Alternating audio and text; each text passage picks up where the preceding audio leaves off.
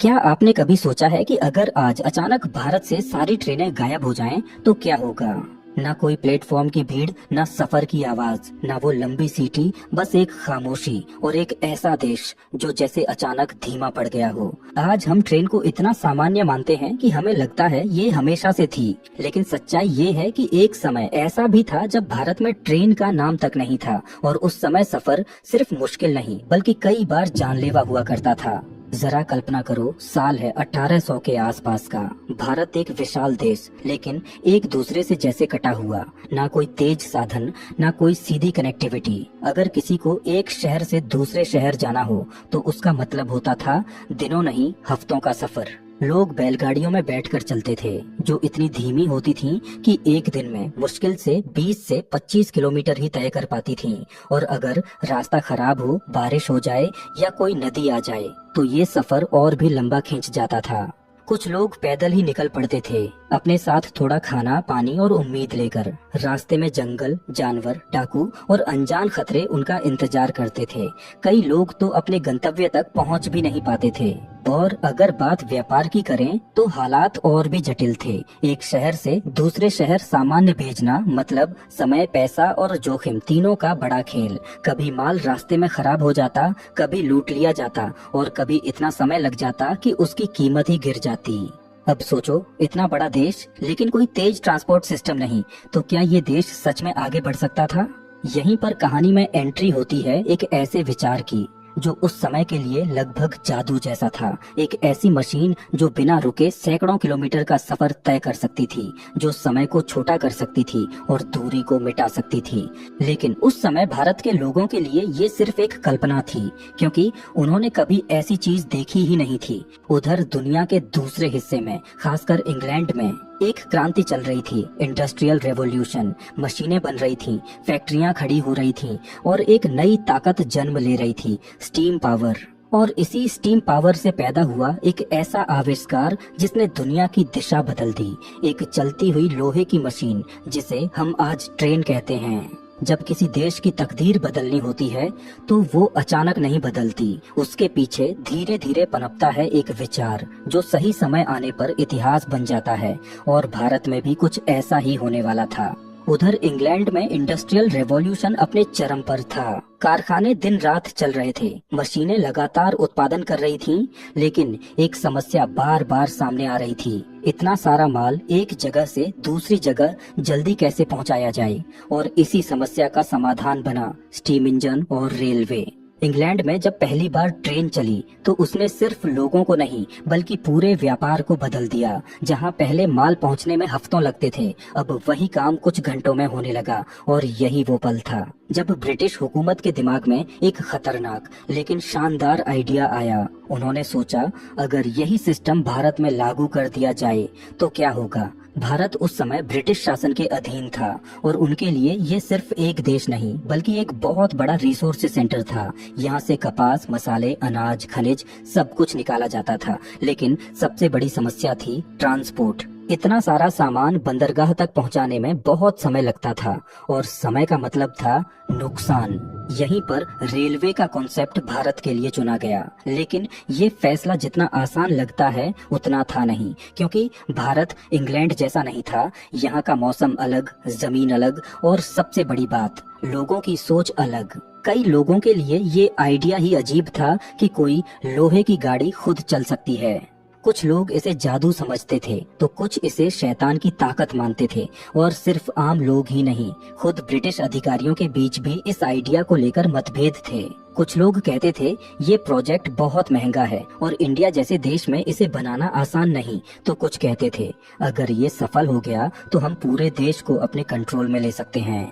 इसी बीच एक नाम सामने आता है, लॉर्ड डलहौजी। लॉर्ड डलहौजी वो व्यक्ति था जिसने भारत में रेलवे लाने के आइडिया को सीरियसली पुश किया। उसने साफ कहा, अगर हमें भारत को एफिशिएंटली कंट्रोल करना है और इसके रिसोर्सेज का पूरा फायदा उठाना है तो रेलवे जरूरी है। लेकिन ध्यान देने वाली बात ये है कि उसका मकसद भारत को डेवलप करना नहीं था बल्कि ब्रिटिश एम्पायर को और मजबूत बनाना था।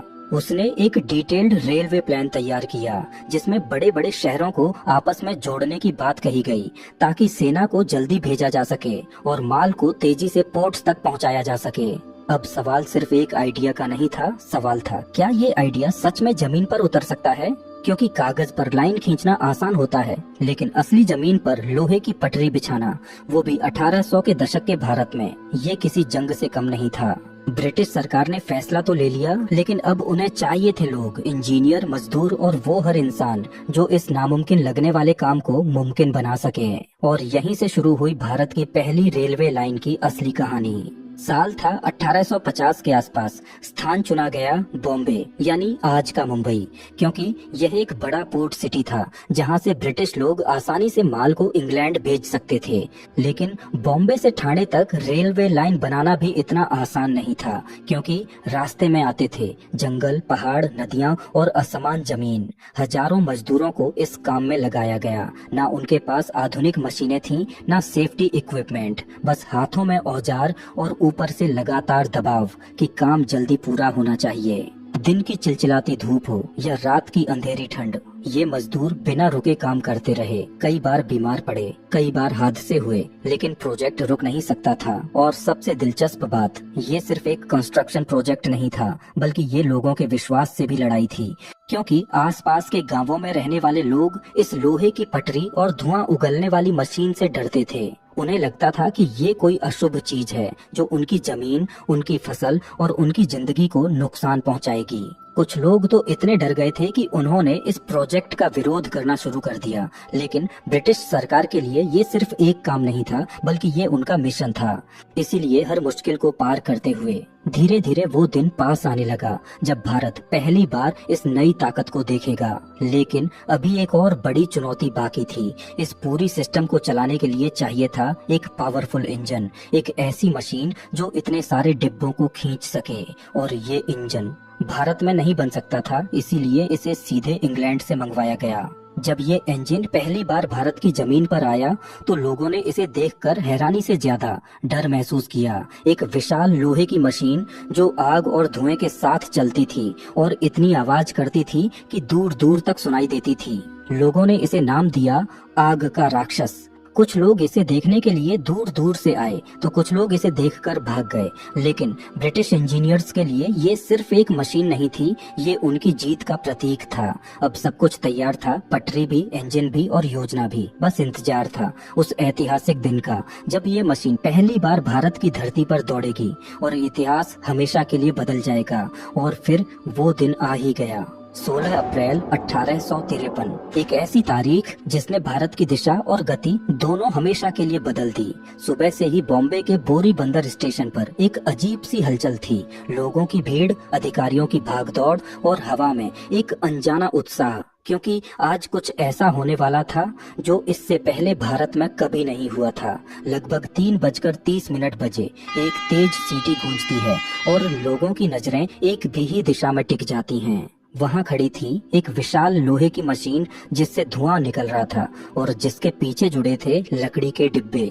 ये थी भारत की पहली ट्रेन। इस ट्रेन को खींच रहे थे 3 शक्तिशाली इंजन, सिंध लोकोमोटिव, सुल्तान लोकोमोटिव और साहिब लोकोमोटिव। इन इंजनों के पीछे कुल 14 डिब्बे जुड़े थे जिनमें करीब 400 यात्री सवार थे, ज्यादातर ब्रिटिश अधिकारी और खास मेहमान।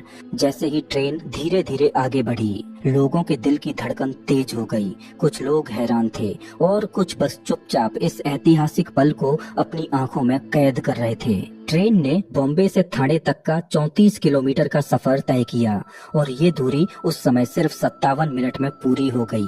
सोचो, जहां पहले यही सफर घंटों नहीं बल्कि पूरे दिन ले सकता था, वहीं अब वो 1 घंटे से भी कम समय में पूरा हो गया। ये सिर्फ एक सफर नहीं था, ये एक नई शुरुआत थी। जैसे जैसे ट्रेन आगे बढ़ती गई, रास्ते में खड़े लोग इसे देखकर दंग रह गए। कुछ लोग हाथ हिलाकर इसका स्वागत कर रहे थे तो कुछ डर के मारे दूर खड़े थे।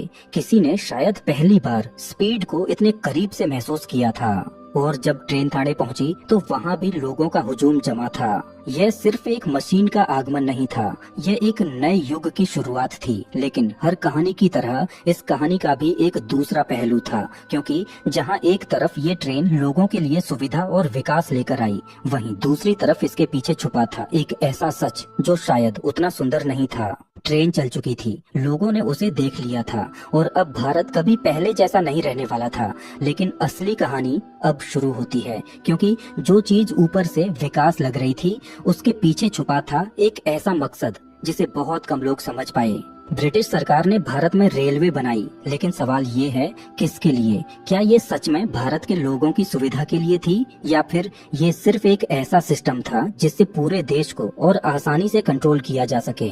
सोचो, एक ऐसा देश जहां पहले एक शहर से दूसरे शहर तक जाने में हफ्ते लगते थे, वहीं अब कुछ घंटों में सेना, अधिकारी और सामान एक जगह से दूसरी जगह पहुंच सकते थे।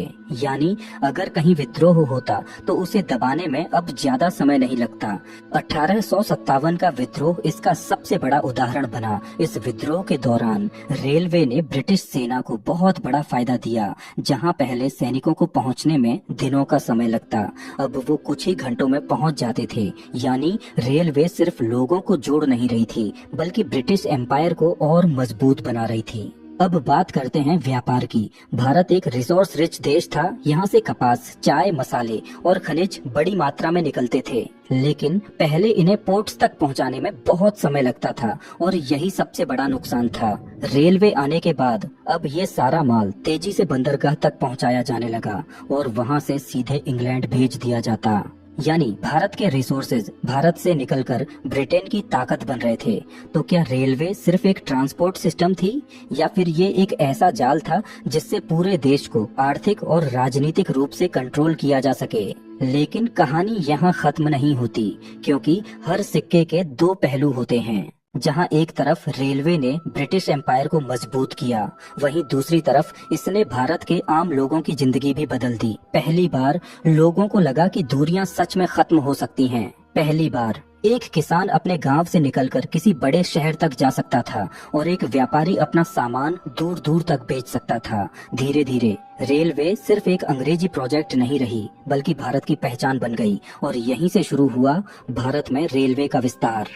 नई नई लाइनों का निर्माण, नए शहरों का जुड़ना और एक ऐसा नेटवर्क जिसने पूरे देश को एक धागे में पिरो दिया। लेकिन सोचने वाली बात ये है, अगर उस दिन 16 अप्रैल 1853 को वो पहली ट्रेन नहीं चली होती, तो क्या आज का भारत वैसा ही होता जैसा हम देखते हैं? शायद नहीं, क्योंकि कुछ फैसले सिर्फ उस समय को नहीं बदलते, वो आने वाली पीढ़ियों की दिशा तय कर देते हैं। और भारत की पहली ट्रेन उन्हीं फैसलों में से एक थी। आज भारत का रेलवे नेटवर्क दुनिया के सबसे बड़े नेटवर्क्स में से एक है। लाखों लोग हर दिन सफर करते हैं, हजारों ट्रेनें हर कोने को जोड़ती हैं और ये सिस्टम बिना रुके चलता रहता है। लेकिन इस मॉडर्न सिस्टम की जड़ें उस पहली ट्रेन से जुड़ी हैं, जिसे देखकर लोग डर गए थे, जिसे आग का राक्षस कहा गया था। आज हम बुलेट ट्रेन्स की बात कर रहे हैं, वंदे भारत एक्सप्रेस जैसे मॉडर्न ट्रेन्स हमारे सामने हैं, लेकिन ये सब उसी नींव पर खड़ा है जो 1853 में रखी गई थी।